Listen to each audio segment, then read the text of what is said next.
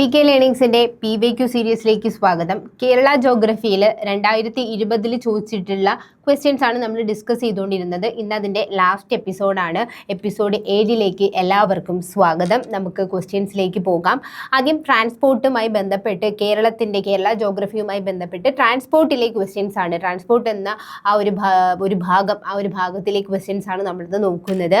ആദ്യത്തെ question number 1, കേരളത്തിലൂടെ കടന്നു പോകുന്ന ദേശീയപാത 183 ബന്ധിപ്പിക്കുന്ന സ്ഥലങ്ങൾ, അതാണ് ചോദിച്ചിരിക്കുന്നത്.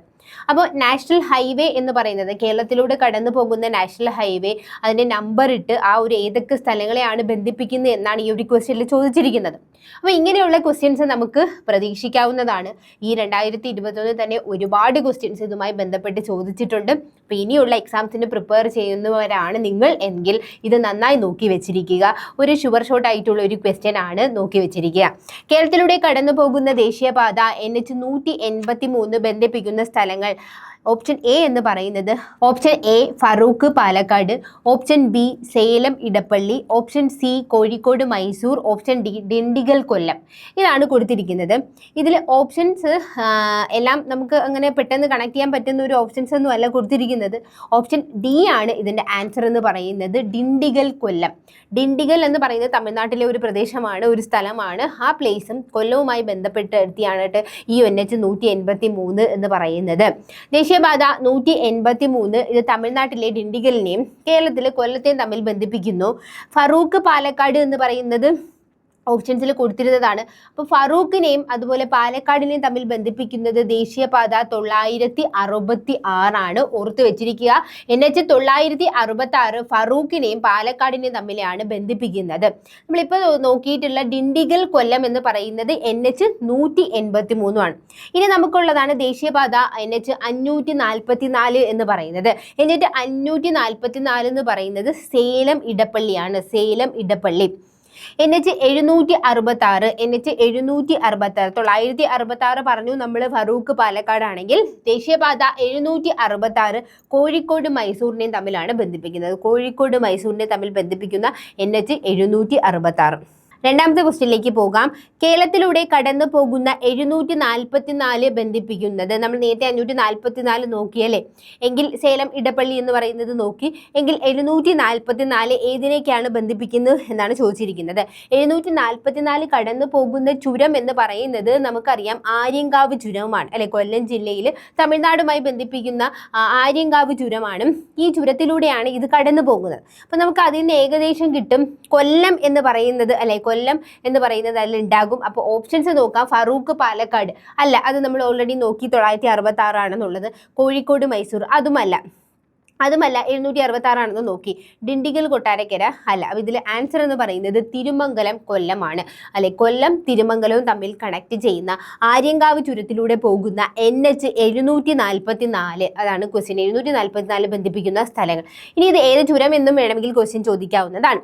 എക്സ്പ്ലനേഷൻ നോക്കാം. ദേശീയപാത 744 കേരളത്തിലെ കൊല്ലം നഗരത്തെ തമിഴ്നാട്ടിലെ മധുരയ്ക്കടുത്തുള്ള തിരുമംഗലവുമായിട്ടും കൊല്ലം തിരുമംഗലം ബന്ധിപ്പിക്കുന്ന NH 744. ആര്യങ്കാവ് ചുരം, ഈ ആര്യങ്കാവ് ചുരത്തിലൂടെയാണ് ഈ പാത അല്ലെ, ആര്യങ്കാവ് ചുരത്തിലൂടെയാണ് ഈ പാത കടന്നു പോകുന്നത്. ആര്യങ്കാവ് ചുരം ഈ പാതയുടെ ഒരു ഭാഗമായിട്ട് വരുന്നുണ്ട്. മൂന്നാമത്തെ ക്വസ്റ്റ്യൻ എന്ന് പറയുന്നത്, കേരളത്തിലൂടെ കടന്നു പോകുന്ന ദേശീയപാത 966 ബന്ധിപ്പിക്കുന്ന സ്ഥലങ്ങൾ. നമ്മൾ നേരത്തെ നോക്കിയിട്ടുണ്ടായിരുന്നു അല്ലേ, നേരത്തെ ഒരു ക്വസ്റ്റ്യൻ്റെ ഓപ്ഷൻസിൽ വന്നിട്ടുള്ള ഫറൂഖ് പാലക്കാടിനെ തമ്മിൽ ബന്ധിപ്പിക്കുന്ന നാഷണൽ ഹൈവേ എന്ന് പറയുന്നത് 966. സേലം ഇടപ്പള്ളി നമ്മൾ നേരത്തെ നോക്കിയിട്ടുണ്ടായിരുന്നു അല്ലേ. സേലം ഇടപ്പള്ളി എത്രയാണ് വരുന്നത്? 744 വരുന്നത് അല്ലെ. 744. കോഴിക്കോട് മൈസൂർ ആണെങ്കിൽ അത് നമ്മൾ പറഞ്ഞിട്ടുണ്ടായിരുന്നു 766 വരുന്നത്. ഫറൂഖ് പാലക്കാട് 966 അല്ലെ, 966. ഓപ്ഷൻ ഡി ആണ്. ഓപ്ഷൻ ഡി ദേശീയപാത 966 കോഴിക്കോടിനടുത്തുള്ള ഫറൂഖിനെയും പാലക്കാടിനെയും തമ്മിലാണിത് ബന്ധിപ്പിക്കുന്നത്. കോഴിക്കോടിനടുത്തുള്ള ഫറൂഖിനെയും പിന്നെ നമ്മുടെ പാലക്കാടിനെയാണിത് ബന്ധിപ്പിക്കുന്നത്. അപ്പോൾ അത്രയാണ് ആ ക്വസ്റ്റ്യൻ്റെ എക്സ്പ്ലനേഷനിൽ വരുന്നത്. നാലാമത്തെ ക്വസ്റ്റ്യൻ നോക്കാം. കേരളത്തിലൂടെ കടന്നു പോകുന്ന ദേശീയപാത 85 ബന്ധിപ്പിക്കുന്ന സ്ഥലങ്ങൾ, 85 ബന്ധിപ്പിക്കുന്ന സ്ഥലങ്ങൾ ഏതെന്നാണ് ചോദിച്ചിരിക്കുന്നത്. അപ്പോൾ ഇതിൽ കൊച്ചി ദുണ്ടി പോയിന്റ് ആണ് ആൻസർ വരുന്നത്. Option B Kochi Dhundi point. Kozhikode Mysore ഓപ്ഷനിൽ കിടപ്പുണ്ട്. സേലം ഇടപ്പള്ളി. മിക്കുള്ള ഓപ്ഷൻസ് നോക്കിക്കഴിഞ്ഞാൽ അറിയാം അല്ലെ, ഈ ഓപ്ഷൻസ് ഒക്കെ പഠിച്ചാൽ തന്നെ നമുക്ക് അത്യാവശ്യം കിട്ടും. സേലം ഇടപ്പള്ളി എല്ലാം നമുക്കറിയാൻ. പിന്നെ ഡിണ്ടിഗൽ കൊട്ടാരക്കര കിടപ്പുണ്ട്. കൊച്ചി ദുണ്ടി പോയിന്റ്. ആൻസർ എന്ന് പറയുന്നത് ബി ആണ്. ദേശീയപാത 85 കടന്നു പോകുന്നത് അല്ലെങ്കിൽ തമ്മിൽ ബന്ധിപ്പിക്കുന്നത് കൊച്ചി മുതൽ തമിഴ്നാട്ടിലെ ദോണ്ടി പോയിന്റ്, രാമനാഥപുരം ജില്ല അതുവരെയാണ് ഇത് കണക്ട് ചെയ്യുന്നത്. ഈ NH 85 കണക്ട് ചെയ്യുന്നത്. ഇനി നമ്മൾ നോക്കുന്നത്, ഇപ്പം നമ്മൾ നോക്കിയത് ട്രാൻസ്പോർട്ടുമായി ബന്ധപ്പെട്ട ക്വസ്റ്റ്യൻസ് ആയിരുന്നെങ്കിൽ ഇനി നമ്മൾ നോക്കുന്നത് ഡിസാസ്റ്റർ മാനേജ്മെന്റ്, ദുരന്ത നിവാരണവുമായി ബന്ധപ്പെട്ട ക്വസ്റ്റ്യൻസ് ആണ്. ദുരന്ത നിവാരണവുമായി ബന്ധപ്പെട്ടും കുറച്ച് ക്വസ്റ്റ്യൻസ് ആ സമയത്തൊക്കെ ചോദിച്ചിട്ടുണ്ടായിരുന്നു. 2021 സമയത്തൊക്കെ ചോദിച്ചിട്ടുണ്ടായിരുന്നു. എന്താണെന്ന് നോക്കാം. ആദ്യത്തെ ക്വസ്റ്റ്യൻ, അതിലെ ദുരന്ത നിവാരണത്തിൽ ആദ്യമായിട്ട് വരുന്ന ഒരു ക്വസ്റ്റ്യൻ എന്ന് പറയുന്നത്, കേരള ദുരന്ത നിവാരണ അതോറിറ്റിയുമായി ബന്ധപ്പെട്ട് തെറ്റായ പ്രസ്താവന താഴെ കൊടുത്തിരിക്കുന്നതിൽ ഏതാണ് തെറ്റായ പ്രസ്താവനകൾ എന്നാണ് ചോദിച്ചിരിക്കുന്നത്. അപ്പോൾ ഇതിൽ നമുക്ക് സ്റ്റേറ്റ്മെന്റ്സ് നോക്കാം, ആ പ്രസ്താവനകൾ നോക്കാം. ആദ്യത്തെ പ്രസ്താവന എന്ന് പറയുന്നത് 2005 ദുരന്ത നിവാരണ നിയമപ്രകാരം സ്ഥാപിച്ചു. 2005. അപ്പോൾ നമുക്കിതിൽ തെറ്റായ പ്രസ്താവനയാണ് കണ്ടെത്താവുന്നത്. ഈ സ്റ്റേറ്റ്മെന്റ് തെറ്റാണോ ശരിയാണോ എന്ന് നോക്കുക. 2005 ഡിസാസ്റ്റർ മാനേജ്മെന്റ് ആക്ടിൽ തന്നെയാണ് എന്ത് നിർമ്മിച്ചിരിക്കുന്നത്, കേരള സംസ്ഥാന ദുരന്ത നിവാരണ അതോറിറ്റി, കേരള ദുരന്ത KSDMA, Kerala state disaster management KSDMA എന്ന് പറയുന്ന ആ ഒരു അതോറിറ്റി ഫോം ചെയ്തിരിക്കുന്നത്. അപ്പോൾ 2005 ആക്ട് പ്രകാരമാണ് ആ സ്റ്റേറ്റ്മെന്റ്, ആ പ്രസ്താവന ശരിയാണ്. രണ്ടാമത്തെ സ്റ്റേറ്റ്മെന്റ് ആണ് സുരക്ഷായാനം എന്നാണ് ആപ്തവാക്യം അല്ലെ. സുരക്ഷായാനം ടുവാർഡ്സ് എ സേഫർ സ്റ്റേറ്റ് എന്നുള്ളതാണ് ഇതിൻ്റെ ആപ്തവാക്യം. അത് വളരെ ശരിയാണ്. രണ്ടാമത്തെ സ്റ്റേറ്റ്മെന്റും ശരിയാണ്. മൂന്നാമത്തെ സ്റ്റേറ്റ്മെന്റ് ദുരന്ത നിവാരണ അതോറിറ്റിയുടെ ചെയർമാൻ എന്ന് പറയുന്നത് മുഖ്യമന്ത്രിയാണ് എന്നുള്ളതാണ് കൊടുത്തിരിക്കുന്നത്. അപ്പോൾ നമുക്കിതിൽ സംശയം വരിക എന്ന് പറയുന്നത് ചീഫ് സെക്രട്ടറി ചിലപ്പോൾ ഒരു ഓപ്ഷൻ വരാം എന്നുണ്ട് അല്ലെ. ചീഫ് സെക്രട്ടറി വരാം, അതുപോലെ തന്നെ റവന്യൂ മന്ത്രി വരാം. നമുക്കൊരു ചെറിയ ഡൗട്ട് അടിക്കുന്ന ഒരു ഏരിയ ആണ്, അവരായിരിക്കുമോ ഇതിൻ്റെ ചെയർമാൻ എന്നുള്ളത്. പക്ഷേ ഇതിൽ വളരെ വ്യക്തമാണ്, നമ്മുടെ മുഖ്യമന്ത്രി CM തന്നെയാണ് ഇതിൻ്റെ കേരള സ്റ്റേറ്റ് ഡിസാസ്റ്റർ മാനേജ്മെന്റ് അതോറിറ്റിയുടെ ചെയർമാൻ എന്ന് പറയുന്നത്. പിന്നെ NDMA national disaster management authority ആണെങ്കിൽ അത് പ്രൈം മിനിസ്റ്റർ ആയിരിക്കും അതിൻ്റെ ചെയർമാൻ എന്ന് പറയുന്നത്. അപ്പം ആ ഒരു സ്റ്റേറ്റ്മെന്റ്, മൂന്നാമത്തെ പ്രസ്താവന വളരെ ശരിയാണ്. നാലാമത്തെ പ്രസ്താവന 2008 മെയ് 4 ആണ് കേരളത്തിലെ ആദ്യത്തെ ദുരന്ത നിവാരണ അതോറിറ്റി നിലവിൽ വന്നത് എന്നാണ് ചോദിച്ചിരിക്കുന്നത്. ആ ഒരു സ്റ്റേറ്റ്മെന്റ് തെറ്റാണ്. അതുകൊണ്ട് 4 എന്ന് പറയുന്ന പ്രസ്താവന തെറ്റാണെന്ന് നമുക്ക് മനസ്സിലായി. അപ്പോൾ നമുക്ക് ഓപ്ഷൻസിലേക്ക് കടക്കാം. 4 മാത്രം, 3 മാത്രം, 1ഉം 4ഉം, 2ഉം 4ഉം എന്നാണ് കൊടുത്തിരിക്കുന്നത്. അപ്പോൾ ഇതിൽ നമുക്കറിയാം നാലാമത്തെ സ്റ്റേറ്റ്മെന്റ് മാത്രമാണ് തെറ്റ്. ആൻസർ ഓപ്ഷൻ A ആണ് ആൻസർ എന്ന് പറയുന്നത്. അപ്പോൾ നമ്മൾ ഈ 3 സ്റ്റേറ്റ്മെന്റ് ശരിയാണെന്നുള്ള അറിയാം. അപ്പോൾ തെറ്റായ സ്റ്റേറ്റ്മെന്റ് എന്തുകൊണ്ടാണ് അത് ആ സ്റ്റേറ്റ്മെന്റ് തെറ്റ്? 2008 അല്ല, 2007 May 4 Kerala state disaster management authority 2005 act പ്രകാരം ഫോം ചെയ്തിരിക്കുന്നത്. അപ്പോൾ അതുകൊണ്ടാണ് ആ സ്റ്റേറ്റ്മെന്റ്, നാലാമത്തെ സ്റ്റേറ്റ്മെന്റ് തെറ്റായിപ്പോയത്. വ്യക്തമാണെന്ന് വിശ്വസിക്കുന്നു. അടുത്ത ക്വസ്റ്റ്യനിലേക്ക് പോകാം. 6ാമത്തെ ക്വസ്റ്റ്യൻ, താഴെ പറയുന്നതിൽ കേരള ദുരന്ത നിവാരണ അതോറിറ്റിയിൽ മെമ്പർ അല്ലാത്തത് ആരെന്നാണ്. അപ്പം നമ്മൾ കഴിഞ്ഞ ക്വസ്റ്റ്യനിൽ നോക്കിയത് ഏത് ആക്ട് പ്രകാരമാണ് ഫോം ചെയ്തത്, എന്നാണ് ഫോം ചെയ്തത്, ആരാണ് അതിൻ്റെ ചെയർമാൻ എന്നുള്ളതൊക്കെ നമ്മൾ അവിടെ നോക്കിക്കഴിഞ്ഞു. അതിൻ്റെ ആപ്തവാക്യവും നമ്മൾ നോക്കിക്കഴിഞ്ഞു. ഇനി ഇതിലെ മെമ്പേഴ്സ് അത് നന്നായിട്ട് അറിഞ്ഞു വെച്ചിരിക്കേണ്ടതാണ്. താഴെ പറയുന്നതിൽ കേരള ദുരന്ത നിവാരണ അതോറിറ്റിയിൽ മെമ്പർ അല്ലാത്തത് ആരെന്നാണ് ചോദിച്ചിരിക്കുന്നത്. ആണ് എന്നുള്ളതല്ല, അല്ലാത്തതാണെന്നാണ് ക്വസ്റ്റ്യൻ ചോദിച്ചിരിക്കുന്നത്. അതിൽ ഒന്ന് മുഖ്യമന്ത്രി. നമ്മൾ പറഞ്ഞു കേരള സ്റ്റേറ്റ് ഡിസാസ്റ്റർ മാനേജ്മെന്റ് അതോറിറ്റിയുടെ ചെയർമാൻ തന്നെ മുഖ്യമന്ത്രിയാണ്, CM ആണ്. അപ്പോൾ അതുകൊണ്ട് എന്തായാലും അദ്ദേഹം ഉണ്ടാകും. റവന്യൂ വകുപ്പ് മന്ത്രി അദ്ദേഹം ഉണ്ടാകും. ആരോഗ്യ വകുപ്പ് മന്ത്രി എന്ന് പറയുന്നത് ഇതിൻ്റെ ഭാഗമാണോ എന്നുള്ളതാണ്. ആരോഗ്യ വകുപ്പ് മന്ത്രി ഇതിൻ്റെ ഭാഗമല്ല. കൃഷി വകുപ്പ് മന്ത്രി, കാര്യം കൃഷിക്കൊക്കെ വൻനാശം സംഭവിക്കുന്നതാണ്. അപ്പോൾ അതുകൊണ്ട് തന്നെ ഇതിൻ്റെ ആൻസർ എന്ന് പറയുന്നത് D ആണ്. 3 മാത്രം. ഇതിൻ്റെ ആൻസർ എന്ന് പറയുന്നത് 3 മാത്രം. ആരോഗ്യ വകുപ്പ് മന്ത്രി ഇതിൻ്റെ മെമ്പർ അല്ല. അപ്പോൾ ഇതിൻ്റെ മെമ്പേഴ്സ് ആരൊക്കെയാണെന്നുള്ളത് നമുക്ക് നോക്കി വെച്ചിരിക്കണം. എക്സ് ഒഫീഷ്യോ ചെയർമാൻ എന്ന് പറയുന്നത് തുടക്കത്തിലേ ഞാൻ പറഞ്ഞു ആരായിരിക്കും, CM ആണ്. കേരള CM ആണ്, കേരളത്തിൻ്റെ മുഖ്യമന്ത്രിയാണ് ഇതിൻ്റെ എക്സ് ഒഫീഷ്യോ ചെയർമാൻ എന്ന് പറയുന്നത്. റവന്യൂ വകുപ്പ് മന്ത്രി എന്ന് പറയുന്നത് ഇതിൻ്റെ എക്സ് ഒഫീഷ്യോ വൈസ് ചെയർമാനാണ്. റവന്യൂ വകുപ്പ് മന്ത്രി ഇതിൻ്റെ എക്സ് ഒഫീഷ്യോ വൈസ് ചെയർമാനാണ്. ആഭ്യന്തര വകുപ്പ് മന്ത്രി ഉണ്ട്. ആഭ്യന്തര വകുപ്പ് മന്ത്രി ഇതിൻ്റെ മെമ്പറാണ്. അപ്പം നമുക്ക് ചെയർമാനായി അല്ലെ ചെയർമാനായി വൈസ് ചെയർമാനായി എക്സ് ഒഫീഷ്യോ മെമ്പർ എന്ന് പറയുന്നത് ആഭ്യന്തര വകുപ്പ് മന്ത്രി മെമ്പറാണ്, കൃഷി വകുപ്പ് മന്ത്രിയും മെമ്പറാണ്. ഇനി നമുക്ക് ഇതിന്റെ CEO അല്ലെ ചീഫ് എക്സിക്യൂട്ടീവ് ഓഫീസർ എന്ന് പറയുന്നത് നമ്മുടെ ചീഫ് സെക്രട്ടറി ആയിരിക്കും. കേരള സംസ്ഥാനത്തിന്റെ ചീഫ് സെക്രട്ടറി ആയിരിക്കും ചീഫ് എക്സിക്യൂട്ടീവ് ഓഫീസർ എന്ന് പറയുന്നത്. ആഭ്യന്തര വകുപ്പ് അഡീഷണൽ ചീഫ് സെക്രട്ടറി, ആഭ്യന്തര വകുപ്പിന്റെ അഡീഷണൽ ചീഫ് സെക്രട്ടറി ആണ് ഇതിലെ വേറൊരു എക്സ് ഒഫീഷ്യോ മെമ്പർ എന്ന് പറയുന്നത്. ഇനി നമുക്ക് നോക്കേണ്ടത് ദുരന്ത നിവാരണ വകുപ്പിന്റെ അഡീഷണൽ ചീഫ് സെക്രട്ടറി. ദുരന്ത നിവാരണ വകുപ്പിന്റെ അഡീഷണൽ ചീഫ് സെക്രട്ടറിയാണ് ഇതിന്റെ മെമ്പർ കൺവീനർ എന്ന് പറയുന്നത് അല്ലെ. ഇതിന്റെ മെമ്പർ കൺവീനർ ആരെന്ന് ചോദിച്ചു കഴിഞ്ഞാൽ ദുരന്ത നിവാരണ വകുപ്പിന്റെ അഡീഷണൽ ചീഫ് സെക്രട്ടറിയാണ്. പിന്നെ ഉള്ളത് മുഖ്യ ശാസ്ത്രജ്ഞൻ അല്ലെ സംസ്ഥാന അടിയന്തരഘട്ട കാര്യനിർവഹണ കേന്ദ്രത്തിന്റെ പിന്നെ അവിടെ ഒരു മുഖ്യ ശാസ്ത്രജ്ഞൻ, ഇദ്ദേഹം ഇതിന്റെ അംഗവും കാര്യക്കാരനും, അതായത് എക്സ് ഒഫീഷ്യോ മെമ്പർ സെക്രട്ടറിയാണ് ആരെന്ന് പറയുന്നത് നമ്മുടെ മുഖ്യ ശാസ്ത്രജ്ഞൻ എന്ന് പറയുന്നത്. ഓക്കെ, അപ്പോൾ ഇത്രയാണ് നമ്മുടെ കേരള സ്റ്റേറ്റ് ഡിസാസ്റ്റർ മാനേജ്മെന്റ് അതോറിറ്റിയിലെ അംഗങ്ങളെ പ്രത്യേകം ഓർത്ത് വെച്ചിരിക്കുക. മുഖ്യമന്ത്രി, റവന്യൂ വകുപ്പ് മന്ത്രിയുണ്ട്, പിന്നെ അതുപോലെ ആഭ്യന്തര വകുപ്പ്, അതായത് വകുപ്പുകൾ നോക്കുവാണെങ്കിൽ റവന്യൂ വകുപ്പ് മന്ത്രിയുണ്ട്, ആഭ്യന്തര വകുപ്പ് മന്ത്രിയുണ്ട്, കൃഷി വകുപ്പ് മന്ത്രിയുണ്ട്. ഇതെന്തായാലും ഓർത്ത് വെച്ചിരിക്കുക. കാര്യം ഈ ഒരു ദുരന്തമായി ബന്ധപ്പെട്ട് നമുക്ക് ഇപ്പം ആരോഗ്യ വകുപ്പിൻ്റെയും കാട്ടി ഇമ്പോർട്ടൻ്റ് ആണ് നമ്മുടെ കൃഷി വകുപ്പ് മന്ത്രി അല്ലെ. ഒരു കൊടുങ്കാറ്റോ അല്ലെങ്കിൽ ഒരു പ്രളയമോ ഒക്കെ സംഭവിക്കുമ്പോൾ ആരോഗ്യ വകുപ്പ് മന്ത്രി ആണ് വേണം എന്നല്ല, എങ്കിലും നമുക്ക് ഏറ്റവും അത്യാവശ്യപ്പെട്ടത് ആരെന്ന് ചോദിച്ചു കഴിഞ്ഞാൽ കൃഷി, അതുപോലെ തന്നെ ആഭ്യന്തര വകുപ്പ്, അതുപോലെ റവന്യൂ വകുപ്പാണ്. അപ്പോൾ ഇവരെല്ലാം വകുപ്പിൻ്റെ മന്ത്രിമാരാണ്. പിന്നെ നമ്മൾ കേരള സംസ്ഥാനവുമായി ബന്ധപ്പെട്ട ചീഫ് സെക്രട്ടറിയാണ് ഇതിൻ്റെ CEO ചീഫ് എക്സിക്യൂട്ടീവ് ഓഫീസർ എന്ന് പറയുന്നത്. ആഭ്യന്തര വകുപ്പിന്റെ അഡീഷണൽ ചീഫ് സെക്രട്ടറി ഉണ്ട്, ദുരന്ത നിവാരണ വകുപ്പിന്റെ അഡീഷണൽ ചീഫ് സെക്രട്ടറി ഉണ്ട്, പിന്നെ നമ്മുടെ സംസ്ഥാന അടിയന്തരഘട്ട കാര്യനിർവഹണ ഏജൻസി ഉണ്ട്, അതിൻ്റെ മുഖ്യ ശാസ്ത്രജ്ഞൻ. ഇങ്ങനെ ഇത്രയും മെമ്പേഴ്സാണ് SDMA, അതായത് കേരള സ്റ്റേറ്റ് ഡിസാസ്റ്റർ മാനേജ്മെൻറ്റ് അതോറിറ്റിയെ സംബന്ധിച്ചുള്ള മെമ്പേഴ്സ്. അപ്പോൾ ഈ ക്വസ്റ്റ്യനിൽ അവർ ഓപ്ഷനായിട്ട് ഏത് കൊടുത്തിട്ടുണ്ടായിരുന്നു? നമ്മുടെ ആരോഗ്യ വകുപ്പ് മന്ത്രിയെ കൊടുത്തിട്ടുണ്ടായിരുന്നു. പക്ഷേ ആരോഗ്യ വകുപ്പ് മന്ത്രി ഇല്ല. വകുപ്പുകളുടെ മന്ത്രിമാരെ പറ്റി നമ്മൾ പറഞ്ഞു, 3 വകുപ്പുകളുടെ മന്ത്രിമാരാണ് ഇതിൽ മെയിനായിട്ട് വരുന്നത്. അപ്പോൾ ബാക്കിയുള്ളവർ ഇല്ല, ഉള്ളവരെ ഓർത്ത് വെച്ചിരിക്കുക. ഉള്ളവർ താഴെ കൊടുത്തിരിക്കുന്നതിൽ ആരൊക്കെ ഉണ്ട് എന്നുള്ള ലെവലിലും ക്വസ്റ്റ്യൻസ് ചോദിച്ചിട്ടുണ്ട്. നമുക്ക് അടുത്ത ക്വസ്റ്റ്യനിലേക്ക് പോകാം. 7ാമത്തെ ക്വസ്റ്റ്യൻ ആണ് കേരള സംസ്ഥാന ദുരന്ത നിവാരണ അതോറിറ്റിയുടെ ചെയർമാൻ. അത് നമ്മൾ ആദ്യമേ പറഞ്ഞില്ല, എക്സ് ഒഫീഷ്യോ ചെയർമാൻ എന്ന് പറയുന്നത് അവിടുത്തെ മുഖ്യമന്ത്രി. ഓപ്ഷൻ C ആണ്, മുഖ്യമന്ത്രി ആയിരിക്കും എക്സ് ഒഫീഷ്യോ ചെയർമാൻ എന്ന് പറയുന്നത്. സംസ്ഥാന ദുരന്ത നിവാരണ authority, state disaster management authority, SDMA. നമുക്ക് 3 തലങ്ങളിലാണ് ഈ ഒരു ഡിസാസ്റ്റർ മാനേജ്മെന്റ് അതോറിറ്റി വരുന്നത്. ഒന്നെന്ന് പറയുന്നത് നമുക്ക് വളരെ ബേസിക് ആയിട്ടുള്ളത് നോക്കാം.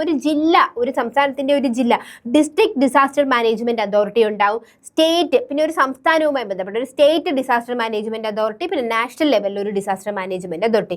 DDMA, SDMA, അതുപോലെ തന്നെ NDMA. ഇങ്ങനെ ആയിരിക്കും ആ ഒരു ലെവൽ വരുന്നത്.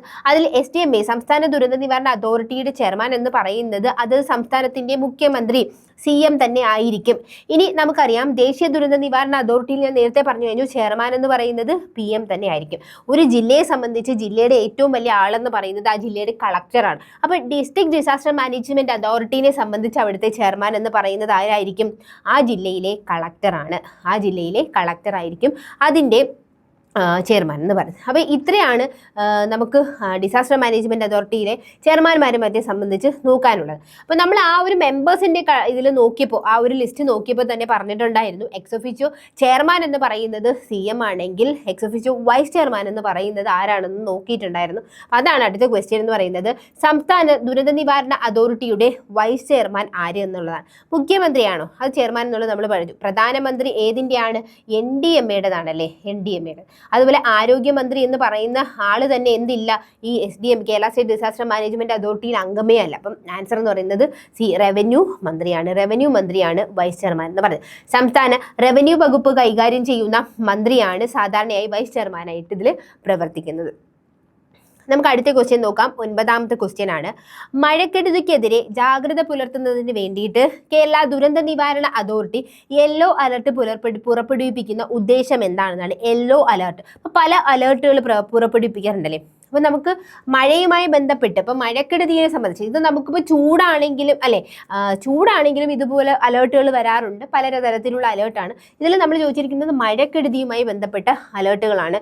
അതിൽ ഓപ്ഷൻ എയിൽ കൊടുത്തിരിക്കുന്നത് 24 മണിക്കൂറിൽ 20 സെൻറ്റിമീറ്റർ മുതൽ 26 സെൻറ്റിമീറ്റർ വരെ മഴ പെയ്യുന്ന മുന്നറിയിപ്പ്, 24 മണിക്കൂർ 10 സെൻറ്റിമീറ്റർ മുതൽ 18 സെൻറ്റിമീറ്റർ വരെ മഴ പെയ്യുന്നതിന് മുന്നറിയിപ്പ്, 24 മണിക്കൂർ 12 സെൻറ്റിമീറ്റർ മുതൽ 20 സെൻറ്റിമീറ്റർ വരെ മഴ പെയ്യുന്നതിൻ്റെ മുന്നറിയിപ്പ്, 24 മണിക്കൂറിൽ 6 സെൻറ്റിമീറ്റർ മുതൽ 11 സെൻറ്റിമീറ്റർ വരെ മഴ പെയ്യുന്നത്. ഇപ്പോൾ ഇതൊരു ഇത്ര തൊട്ട് ഇത്ര വരെ യെല്ലോ, ഇത്ര തൊട്ട് ഇത്ര വരെ റെഡ്, അങ്ങനെ ഒരു രീതിയിൽ കൊടുത്തിട്ടുണ്ട്. അപ്പോൾ നമുക്ക് റെഡ്, ഓറഞ്ച്, യെല്ലോ എന്നൊക്കെ പറയുന്ന അലേർട്ടുകൾ നമ്മൾ കേട്ടിട്ടുണ്ട്. അത് നമുക്ക് നോക്കാം. ഇതിൽ ആൻസർ എന്ന് പറയുന്നത് ഡി ആണ്.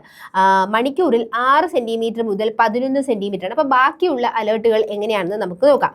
കാലാവസ്ഥാ നിരീക്ഷണ കേന്ദ്രം പുറപ്പെടുവിപ്പിക്കുന്ന വിവിധ മഴ മുന്നറിയിപ്പുകൾ, അവയുടെ അളവുമാണ് നമുക്ക് നോക്കാൻ പറ്റുന്നത്. അതിൽ ആദ്യം വരുന്നത് യെല്ലോ അലേർട്ട് എന്ന് പറയുന്നത്, നമുക്ക് ഇതിൻ്റെ ആ കളറിൻ്റെ ഒരു ഇൻറ്റൻസിറ്റി കൂടുന്നത് ചിന്തിച്ചാൽ മതി. യെല്ലോ എന്ന് പറയുമ്പോൾ ഒരു അല്പം കളർ കുറഞ്ഞിരിക്കുന്നു, ഓറഞ്ചിൽ അല്പം കളർ കൂടി, റെഡ് എന്ന് പറയുമ്പോൾ നല്ല തീക്ഷ്ണമായിട്ടുള്ള ചുവപ്പാണ് വരുന്നത്.